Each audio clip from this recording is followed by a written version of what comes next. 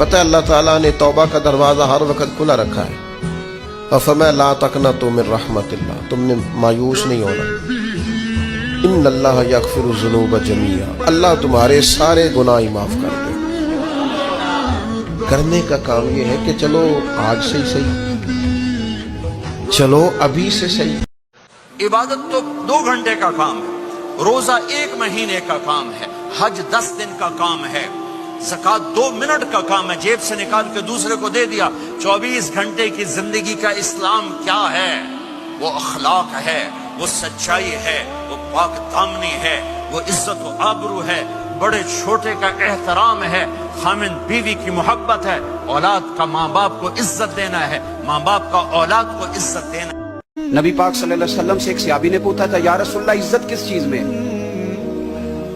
تو حضور نے فرمایا جو رب نے دیا ہے اس پہ راضی ہو جا، اللہ عزت عطا کر دے گا۔ یا رسول اللہ ذلت کیا ہے؟ فرمایا زندگی میں لالچ نہ کرنا، ذلیل ہو جائے گا۔ ہو سکتا ہے یہ آیات آپ کو نماز پڑھنے پر مجبور کر دے۔ ہر شخص اپنے کرتوتوں کے باعث گرفتار ہوگا، مگر داہنی طرف والے نیک لوگ جنتوں میں ہوں گے اور پوچھتے ہوں گے، یعنی آگ میں جلنے والے گناہگاروں سے کہ تم دوزخ میں کیوں پڑے؟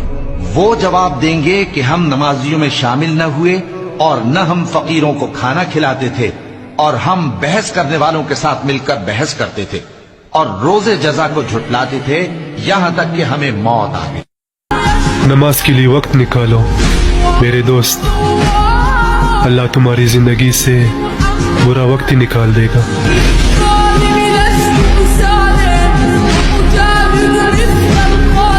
حضور علیہ الصلوۃ والسلام فرماتے ہیں رب نہ تمہارا چہرہ دیکھتا ہے نہ تمہاری جیب دیکھتا ہے، مالک تو جب دیکھتا ہے تمہارا دل ہی دیکھتا ہے۔